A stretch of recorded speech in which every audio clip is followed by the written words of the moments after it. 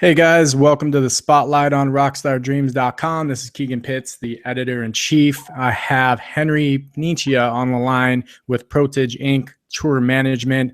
Really stoked about the Southern Sanctuary tour that you have coming out. Henry, how's it going, man? Good, man. How you doing? Doing really well. So for those of you who don't know, Henry is located in the Southeast and in Florida, I believe, and has put together a killer lineup of some emerging metalcore, post-hardcore bands. Without further ado, Henry, I'll let you go ahead and talk about the tour and kind of how you put this all together. Yeah, thank you, man. The tour is called the Southern Sanctuary Tour, and the tour package includes Migosh, Silverside, and Knowing Within. Migosh is from Baltimore, Silverside's from Toledo, Knowing Within's from Orlando. I've worked with Knowing Within before as their tour manager, and on their last tour in January, an opportunity came up to work with Silverside. So I figured, hey, why not put on another one on the tour package? We got a hold of Migosh. They jumped on almost immediately, and pretty much from there we've been going. At each place that we play, we're also bringing out some of the more well-known and the bigger locals as well. For instance, in Orlando, we have Murderfly. In Daytona, we have Mechanism. In Raleigh, we have Strength Betrayed, who's pretty big in the Christian rock scene out there. In Atlanta, we have As Animals Eat My Insides, who's big in that area. And it's pretty gnarly a band name right there. That's what everyone said too. And I think you know what to expect from those shows. That mosh pit's going to be insane. Yeah, but be safe. Watch out for those werewolves trying to eat your inside there, audience. Stay tuned. Well, cool, man. How many dates total are touring? You guys are starting in Florida, and then you're working your way up throughout the Southeast? No, actually, we start in Raleigh, and we go April 6th, Raleigh, 7th, Marietta, Georgia, 8th, Jacksonville, Florida, 9th, Daytona, 10th, Orlando, 13th, Lauderhill, 14th, Coral Gables, 15th, Fort Myers, 16th, Tampa, 17th, Gainesville, 20th in Nashville, and then 21st in Louisville, Kentucky. Oh, very cool. 12 shows. Nice. Yeah, so make sure you check out that tour schedule, guys. You can check out the website. Henry, I'll let you plug that for more information, what to expect, buy some tickets in advance as well. Right. Yeah, the website, I didn't actually set up a touring website for it. So what I did for like bands in town and the email blast that I sent out, I just had them go to Facebook and then go to PROTAGE Inc., PROTAGE, Inc. And you go on the events page, you can see all the updated information there. And that's where you're going to find what locals are going to be there. Some places the locals are selling pre-sale tickets for those shows. You can only get pre-sale tickets from the locals. But for the ones where the locals are not, you can buy them on Eventbrite. Okay, cool. Be sure to check that out, guys. Again, you can check out their Facebook page, /PROTAGE, Inc. And then also take a look at bands in town, search PROTAGE Inc. or Southern Sanctuary Tour. You should be able to find that lineup and RSVP some tickets in advance. Absolutely. Really dig your lineup, Henry. As mentioned before, I had a chance to listen to some of these bands in advance. And for some of our listeners out there that are looking to get into, kind of the business side of things and actually put together a tour, and whether they want to be a booking agent or manager, tour manager, whatever part of the business, can you kind of provide some insights into really what goes on in the team you need to put together to, maneuver a tour like this? With anything in business, it doesn't matter if you're in the music industry or any kind of industry, you need to find someone who is like, they complete you almost. It's a lot like going into a relationship.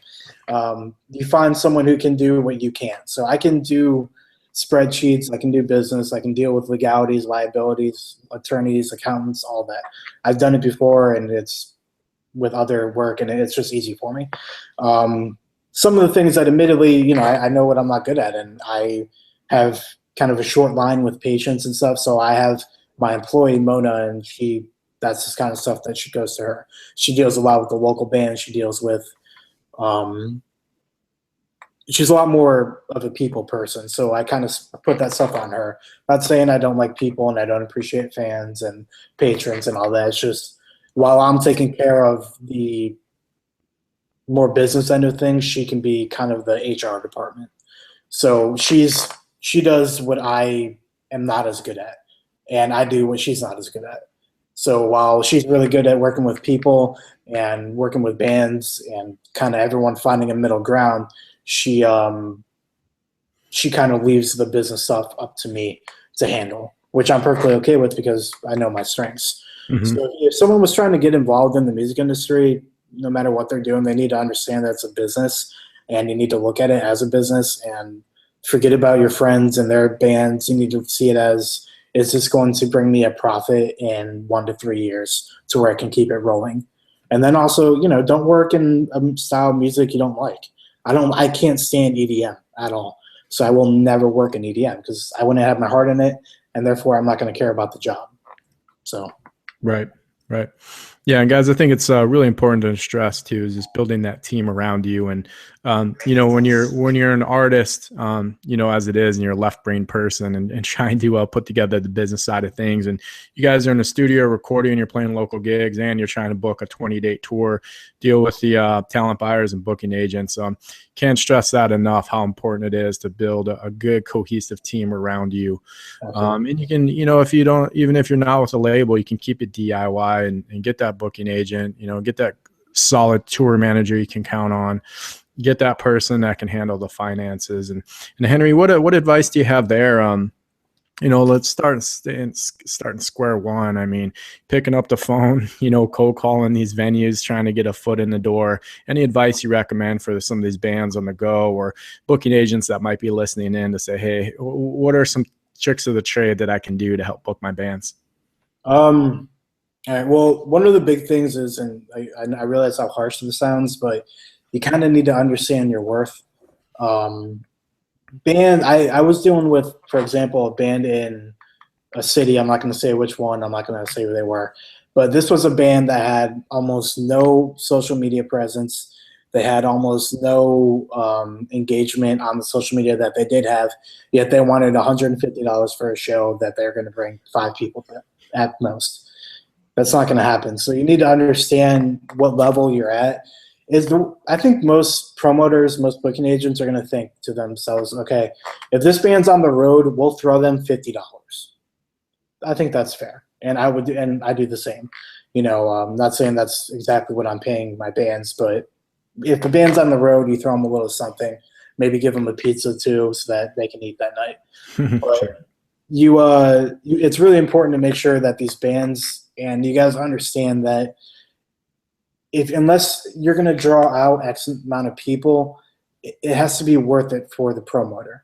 It has to be worth it for the venue and for the booking agent. When you contact them, don't have an ego. Don't lie to them. If you know that you're only going to bring 10 people on a Thursday night, tell them you're going to bring 10 people on a Thursday night. Maybe they won't put you as the headliner, but maybe they can have you open for the guy who's going to bring 100.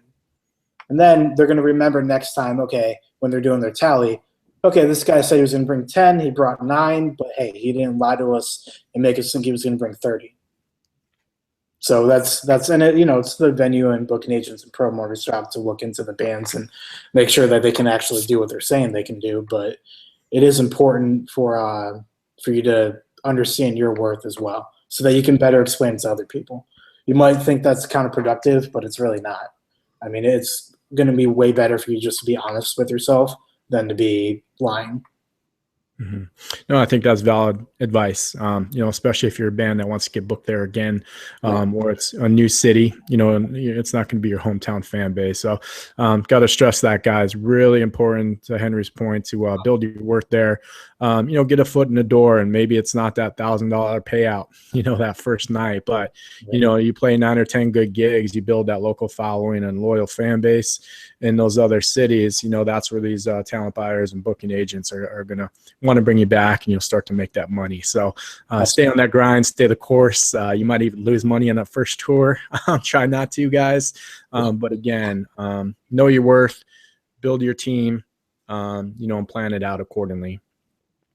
Now, Henry, I want to dive a little bit deeper into your backstory because on the spotlight here, we're all about compelling stories of, music industry professionals that have fought through adversity to kind of get to where they're at today. An audience, I know you can't see it, but Henry's actually a W amputee. One thing I find compelling just reading your bio and checking out some of your photos, I know you're a fighter. And you fought tooth and nail to kind of get where you're at today, get a foot in the door in the music industry. So would love to share your backstory with our listeners. Okay, sure. When I was 11 years old, I was walking across the street and I was blindsided by a dump truck. I was in the hospital for 3 months and they had to amputate my legs after the fact. So there wasn't really a whole lot that could be done. They were too worried about infection to try and save my right leg. So they were amputated.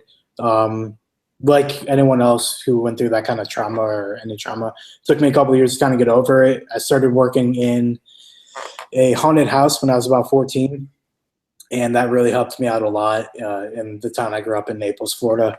And that really helped me out a lot with kind of getting over it and being like, all right, you know what, it's okay. Because I went from never wanting people to look to I want people to look and like shit themselves. You know what I mean? So that really helped out a lot. And since then, it's just pretty much been the attitude of stuff happens and, there's nothing you can really do about it. Just got to keep going, Try not, the more I see people who just complain and dwell and stuff like that, and I do it sometimes too, no one's perfect, but, the energy that you're putting into complaining could be used to solve the issue at hand. And that's something I always try to keep in the back of my mind when I'm dealing with any kind of adversity at all, including not just adversity, even when things are going well for you.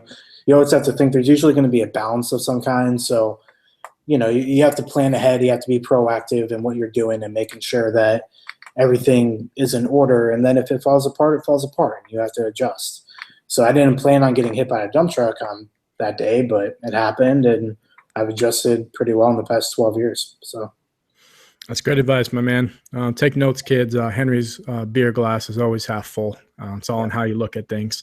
And how do you think music, I guess, was kind of that bridge for you or lifeline to say, hey, I'm not going to make excuses. I'm going to look forward and, I'm going to establish an exciting career in this business. If you could kind of walk us through that. Sure. I didn't expect to go into the music industry until I'm 24 now. So I probably didn't decide to go in the business until I was about 21, 22.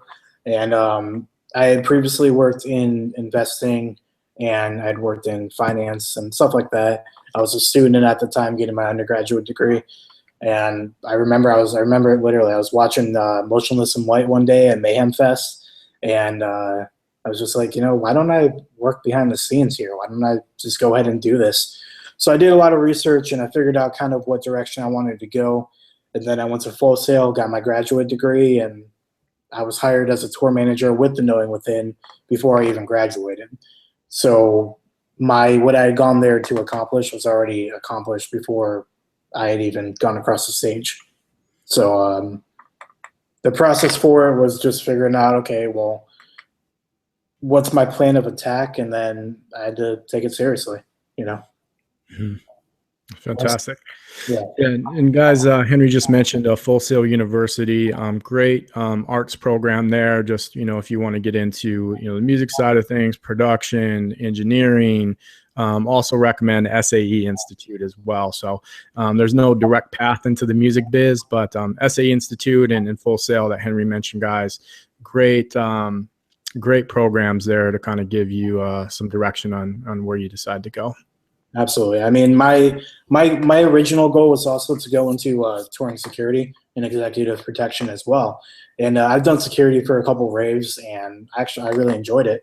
So after I get back from tour, I'm going to start working on getting my licenses and doing the things that have to do with that. But I went from wanting to work in touring security and tour management to working in, booking, promoting, and tour management.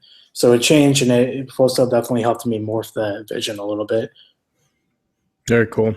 Yeah. Now, kind of to wrap up here, Henry, if you had, one piece of advice or, some lasting advice too for, those artists, those bands, those business leaders that are kind of behind the scenes and they're banging their head against the wall and they're like, hey, I don't know if I could stick this out. What would that advice be? And what was kind of a defining moment where you thought to yourself like, hey, this is tough, but if I stay the course, there's going to be a great opportunity ahead? I mean, I still go through that moment all the time. I guess the biggest thing I would tell them, if I would tell bands and business professionals two different things. So if you're in a band, I would tell you, if you look at guys like Miss May I, you look at